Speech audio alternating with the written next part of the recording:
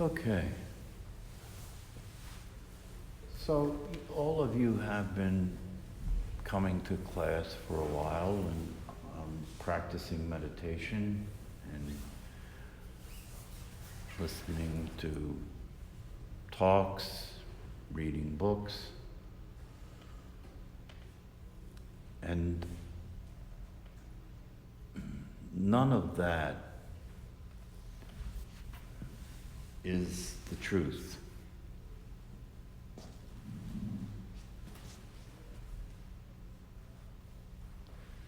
At some point, there has to be a realization that the truth, the only truth, is what's happening, is the awareness that is directly knowing itself and what appears in it, or what appears as it. And all of the reading and practicing and listening to talks, all of that is about stimulating a process. Stimulating a process. It's like the caterpillar becoming a butterfly, that this stimulates a process in which you go through this business of seeking and understanding and trying to see it, trying to comprehend it. And as I have said before, that it's important to appreciate the futility of the whole process. That which is non-conceptual can never be understood. That which is non-conceptual can only be directly experienced and only known directly. You can only know yourself directly by being what you are. That's non-duality. There's a famous story that in one of the meetings between the Buddha and students, where the Buddha was supposed to give a talk, that what the Buddha did is he went over and picked up a flower and held the flower out and then turned and walked away. And in the group of students, there was only one student that got the talk. And the Buddha recognized this one student whose face lit up and he smiled when the Buddha held the flower. And in the same way, that's what this is all about for all of us. You know, it's about seeing directly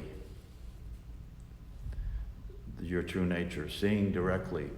Because in the teachings of Buddhism, for example, it's said that you are the Buddha. Wang Po, a famous Zen teacher, is famous for having said, you can't seek the Buddha with the Buddha. This is a very powerful pointing if you get what it's saying. You can't seek the Buddha with the Buddha. In other words, it's just another way of saying that, you know, what you are can never see itself. What you are can never seek itself. It can only be itself. But given the confusion that exists when we are identified with our conditioning and we're identified with our personality and everything, there's nothing that we can do about trying to seek the Buddha. Because where we begin the process of seeking is where we begin the process is that we're not the Buddha, and therefore we're going to seek the Buddha. We're not enlightened, and therefore we're going to seek enlightenment. And that process is going to be a process in which we try to see it, try to understand it, try and realize it, try and learn about it, try and practice it. And all of that can't be avoided. Even the Buddha, I mean, if you've read the story of Siddhartha, which is the story of the life of the Buddha, Gautama, he spent many, many years trying to experience the truth through all kinds of very desperate things that most of us would never do. And it was only when he got to a point where he had totally given up any hope, and he just sat down beneath this tree and said, I'm just going to sit here and I'll either wake up, I'll either see what there is to see, or I won't see what there is to see because there's nothing to see, and this has all been a waste of time, in which case I'll just sit here until I die. And when he totally surrendered and gave up any hope that he could ever be enlightened, he was enlightened. And it's the same process for every human being. You know, if you notice where you're at, you keep falling into the habit pattern of trying to get somewhere. No matter, even if you understand, no matter how clear you are about, conceptually, no matter how clear you are about the idea that you're already there, what will happen is that you will experience confusion about it, or you will experience some denial of that reality because of your habit of attending to the thought process as a way of knowing things. When you attend to the thought process as a way of knowing things, you can't experience that you're already there, because being already there is not something you think is true. It's something that is an experience. It's something that is a consciousness aware of itself. It doesn't involve thought. It does not involve thought. And so it's quite surprising. People find it to be quite surprising that it's possible to actually be aware and know what you're aware of without thinking of it. That really is what the liberation is. That's really what enlightenment is. Enlightenment is the realization that you've been misunderstanding reality and thinking that you have to think in order to know. When in fact, all along, the only way you've ever known was through awareness. Awareness is knowing. Awareness is what is knowing. It's awareness that is knowing. And we become confused and think that when you think something that you can know it because you think it. And we get lost in that misunderstanding. We live in a world in which the general agreement is that the way to become secure and become powerful and become happy is through a thought process. It's through a thought process, thinking about it, thinking it over, thinking it through. And so that's the knee-jerk reaction. That's the automatic way that we are. And so you begin this process from where you are. You begin this process from all that you know, and all that you know is thinking. All that we know is thinking. That's why when you go to meditate, it seems so difficult, because we're moving away from the only way we know how to be, which is to think about being. And so when you move your attention away from the thought stream, there's this restlessness, like, I don't know if I know what's going on. If I don't know what's going on, I have to think about what's going on. I have to think about what I'm seeing. I have to think about what I'm hearing. I have to think about what I feel.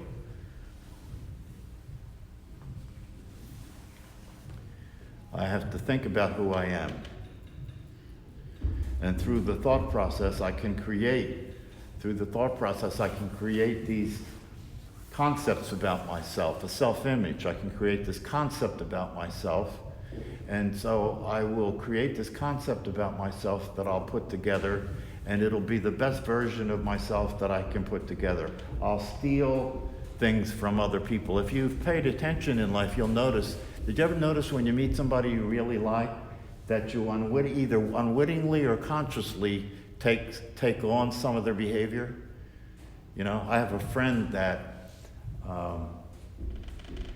he had a friend that was his best friend, and this friend of his that was his best friend had a very unique mannerism about him. You know, he had a certain way that he spoke that was unique to him. If you heard him, you would know who he was just by the way he spoke. He had a very unique way of speaking. And this friend of mine became a friend of his and really admired him. And before you knew it, when you spoke to him, he was speaking like this other guy. And he didn't even know it. He didn't even realize he was mocking. He was parroting somebody. That's how we put together our personalities. You know, you take on qualities and attributions that you perceive in other people. I remember when I was a young man, when I was a teenager, there were certain people that I admired. One of my favorite teachers, Werner Erhard, has a very specific way of being, a very specific way that he talks, a very specific way he languages his expression. And he's very influential. And so people who were his students you could tell that they were his students because they spoke the way he spoke. This is how we put together our personality. And so when you become real, when you see that that's the case, and you start to be aware of it in real time, it starts to fall away. You know, only then do you begin to discover your true expression, what it's like to really be you, how the real you expresses itself. And the thing about it that's interesting is that it's so natural that there's no effort involved. You don't have to try and be any way anymore. The way you are just happens. It's just a natural expression of yourself. And often when people experience this, they become teachers, right? They become teachers because the natural expression of themselves is the undivided self. The natural expression of themselves is the wisdom that is the unlimited self, is the wisdom that is consciousness itself. And so they find themselves able to let go, and when they do, what comes through them, what comes out of their mouth, what comes through their behavior is the expression of unconditional love, is the expression of the truth, is the expression of wisdom. It's just natural. When you listen to people like Richard Rohr, for example, I think he's a good example of what I just said. When I listen to him, I'm amazed at how spontaneous and he can be in talking about these things, and when he speaks, it's so profound and so clear, just naturally coming out that way. To wake up and realize your true nature, at that moment, nothing changes, right? So if you were an asshole, you're still an asshole, right? But it's the beginning of the end of being an asshole when you wake up, right? Because now right now, you're no longer limited to that, because as Paul Hederman says, and as I say, when you wake up, you're able to pay attention and see who you're not. And by seeing who you're not, being who you're not stops happening. By seeing who you're not, being who you're not stops happening. And your asshole ways of being start to fall away, because you have access now to a natural, wise expression. You have what's called skillful means. You find yourself in situations where, rather than thinking about what to do or following your emotions or reactions about what to do, you just find yourself expressing something that's just coming out naturally and is absolutely appropriate and fitting to the situation that you're in. That's a natural way of being. But then again, like I said before, this is not an achievement. It's not something that you can, it's not self-improvement. It's not something that you can intentionally make happen through thinking about it or working on it. It's the opposite of all that. It's letting go of all that and letting something come through you that's there all the time but has been ignored, consistently ignored. So you have to go through the process of frustration. You have to go through the process of continuing to operate in a way that doesn't work until it gets to a point where you are ready to really let go completely. It's like Richard Rohr said this the other day, and it was very validating for me to hear, because I had seen this for myself, but it's always validating when you hear somebody who's had the same recognition. And what he said is that this whole business of self-realization of who we are, it's already true. It's just a question of, it's already true. It's just a question of when it will happen. It's just a question of when you will have the realization. It's just a question of when you'll wake up. It's already true. It's just a question of when you'll really let go of the attachments that you have to the ideas that you have about who you are and about life. When you're really ready to let go to the attachments that you have about the ideas you have about who you are and about life. And as you get closer to death, what he said about this is that when he talked to people who worked in hospices, what they shared with him is that the way, as far as they could tell, almost everybody gets this before they die. Because, when you get to the point where you have no choice about letting go, right, then the idea that you've had about yourself and about life starts to reveal itself. You start to see that it's going to end. It's coming to an end. So now what? And because of that, there's this release. It's kind of like, when you're dying, when the body's dying, it's like you can't control, you can't stop it, you can't control it. The only thing you can do is let go. But the reality of it is what these teachings and practices are all about is not waiting until then to do that. And trusting that if you do that now, you'll be fine. You'll be better than you ever were. You'll be happy without having to have a reason for it. You'll be able to express unconditional love without trying to do that. It'll be just what's true about who you are, to you and to other people as well. The trick is to not come back. Right. You see, the trick is to when the second bell rings, right, to be able to come back in the world but not be of the world. To be able to see, able to be aware of what's non-conceptual and what's conceptual at the same time, right? So that you look at a tree and you see the tree, but at the same exact time that you're seeing the tree, you know that you don't know what you're looking at the very same time. That's the completion. That's the fulfillment of awareness. Is to be able to understand and to be able to function and operate in the conceptual reality, and at the same time know that you have no idea what that is. It's a very interesting experience.